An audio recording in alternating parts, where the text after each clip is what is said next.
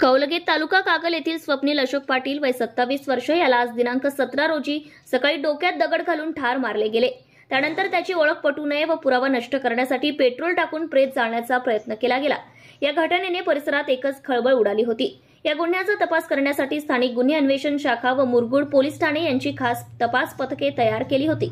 स्थानिक गुन्हे अन्वेषण शाखेचे पोलीस निरीक्षक रवींद्र कळमकर तसेच पोलीस उपनिरीक्षक जालिंदर जाधव, आमदार युवराज पाटील, बालाजी पाटील, रोहित मर्दाणे, विजय इंगळे, राजू कांबळे, समीर कांबळे, यशवंत कुंभार यांच्या पथकाने तपास सुरू केला होता।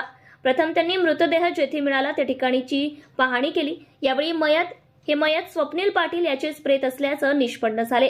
पोलिसांनी मोठ्या कौशल्याने माहिती संकलित केली। मयत स्वप्नील व त्याच गावातील आशुतोष पाटील व आणखीन एक इसम तिघेजण दिनांक 15 जानेवारी रोजी एकत्र होते। त्यानंतर मयत स्वप्नील घरी आलेला नव्हता ही माहिती मिळाल्यानंतर आशुतोष पाटील याचा शोध घेतला गेला।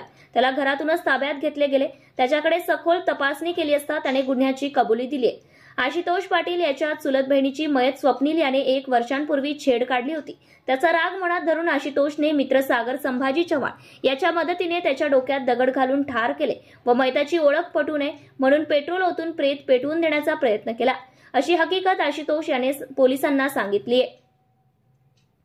आशुतोष उर्फ छोट्या चंद्रकांत पाटील वय 25 वर्ष राहणार कोलगे तालुका कागल व सागर संभाजी चव्हाण वय 34 वर्ष राहणार चिखली तालुका कागल या दोघांना पोलिसांनी ताब्यात घेतले आहे।